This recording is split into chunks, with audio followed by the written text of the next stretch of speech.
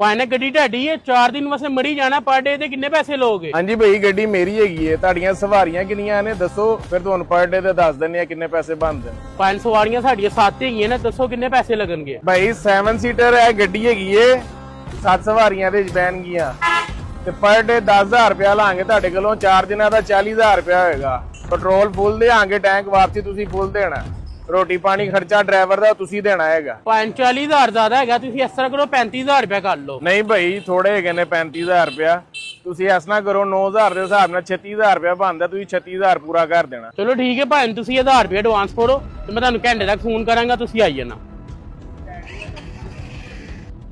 ਭਾਈ ਜਾਨਾ ਗੱਡੀ ਆਪਣੀ ਹੈਗੀ ਯਾਰ, DH ਜਾਣਾ ਫੈਮਿਲੀ ਦੇ ਨਾਲ, ਤੇ ਕਿੰਨੇ ਪੈਸੇ ਲਓਗੇ? ਯਾਰ DH ਦੀ ਸਵਾਰੀ ਆ ਗਈ ਏ, ਬੰਦਾ ਮੈਨੂੰ ਬਿਆਨਾ ਦੇ ਗਿਆ ਮਰੀ ਦਾ, ਕੀ ਕਰਾਂ ਹੁਣ? ਇਸ ਤਰ੍ਹਾਂ ਕਰਨਾ ਕਾਸ਼ੀ ਨੂੰ ਭੇਜ ਦੇਣਾ ਵਾ।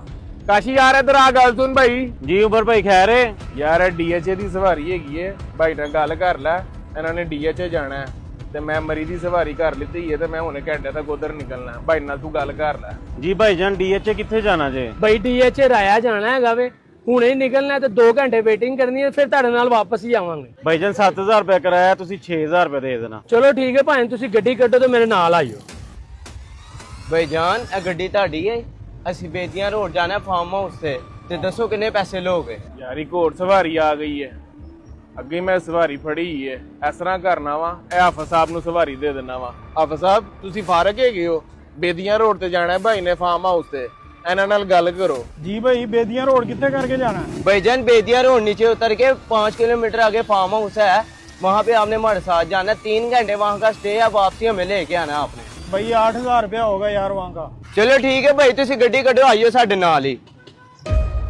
ਸ਼ੁਕਰ ਹੈ ਅੱਲਾ ਦਾ ਯਾਰ, ਅੱਜ ਮਾਸ਼ਾਅੱਲਾ ਸਾਰੇ ਭਰਾ ਰਿਜ਼ਕ ਲੈ ਕੇ ਚਲੇ ਗਏ ਨੇ, ਸੋਹਣਾ ਕੰਮ ਹੋ ਗਿਆ। ਚਲੋ ਮੇਰਾ ਤੇ ਬਿਹਤਰ ਹੋ ਗਿਆ, 4 ਦਿਨਾਂ ਦਾ ਮਰੀ ਦਾ ਕੰਮ ਆ ਗਿਆ, ਗੱਡੀ ਸਾਫ਼ ਕਰ ਲਵਾਂ।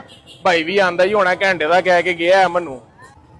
ਭਾਈ ਸਾਡਾ ਪਲਾਨ ਕੈਨਸਲ ਹੋ ਗਿਆ, ਅਗਲੇ ਹਫਤੇ ਤੇ ਪੈ ਗਿਆ, ਲਿਆਦਾ ਤੁਸੀਂ ਮੈਨੂੰ 1000 ਰੁਪਇਆ ਵਾਪਸ ਦੇ ਦਿਓ, ਜਦੋਂ ਅਗਲੇ ਹਫਤੇ ਜਾਵਾਂਗੇ ਤੇ ਤੁਹਾਡੇ ਨਾਲ ਹੀ ਜਾਵਾਂਗੇ। ਭਾਈ ਇੰਜ ਤੇ ਨਹੀਂ ਹੁੰਦਾ ਹੈਗਾ, ਮੈਂ ਤੁਹਾਡੀ ਖਾਤਰ ਅੱਗੇ 3 ਕੰਮ ਛੱਡੇ ਨੇ, ਇੰਨੇ ਕੰਮ ਆਏ ਨੇ, ਮੈਂ ਗੱਡੀਆਂ ਵਾਲਿਆਂ ਨੂੰ ਭੇਜ ਦਿੱਤਾ, ਤੇ ਇਸ ਤਰ੍ਹਾਂ ਤੇ ਨਹੀਂ ਹੁੰਦਾ, ਬਿਆਨਾ ਤੇ ਨਹੀਂ ਵਾਪਸ ਹੋਏਗਾ।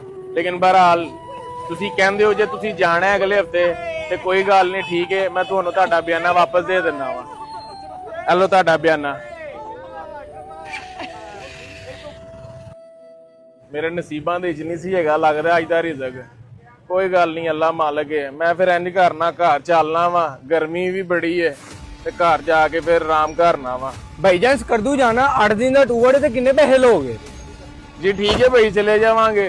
ਪਰ ਡੇ 11,000 ਹੋਏਗਾ, ਤੁਸੀਂ 10,000 ਦੇ ਹਿਸਾਬ ਨਾਲ ਦੇ ਦੇਣਾ ਭਾਈ। ठीक है भाई, ਤੁਹਾਨੂੰ पर डे का 10,000 मिल जाएगा, ਹੁਣੇ ਨਿਕਲਣਾ, ਚਲੋ ਚਲੀਏ। ਅੱਜ ਇੱਕ ਗੱਲ ਦਾ ਯਕੀਨ ਹੋ ਗਿਆ ਕਿ ਨੇਕ ਨੀਅਤ ਲੈ ਕੇ ਚੱਲੋ ਤੇ ਅੱਲਾਹ ਪਾਕ ਰਿਜ਼ਕ ਦਿੰਦਾ ਹੈਗਾ। ਮੈਂ ਤੇ ਮਾਯੂਸ ਹੋ ਗਿਆ ਸਾਂ, ਮੇਰੇ ਸਾਰੇ ਯਾਰ ਸਵਾਰੀ ਲੈ ਕੇ ਚਲੇ ਗਏ ਸੀ ਤੇ ਮੈਂ ਇਕੱਲਾ ਰਹਿ ਗਿਆ ਸਾਂ। ਸ਼ੁਕਰ ਅਲਹਮਦੁਲਿल्लाह, ਅੱਲਾਹ ਪਾਕ ਨੇ ਸੋਹਣਾ ਰਿਜ਼ਕ ਦੇ ਦਿੱਤਾ। ਆਜੋ ਭਾਈ बैठो चलिए। अल्लाह के फैसले पर मुतमिन रहें, क्योंकि अल्लाह वो नहीं देता जो आपको अच्छा लगता है, बल्कि अल्लाह वो देता है जो आपके लिए अच्छा होता है।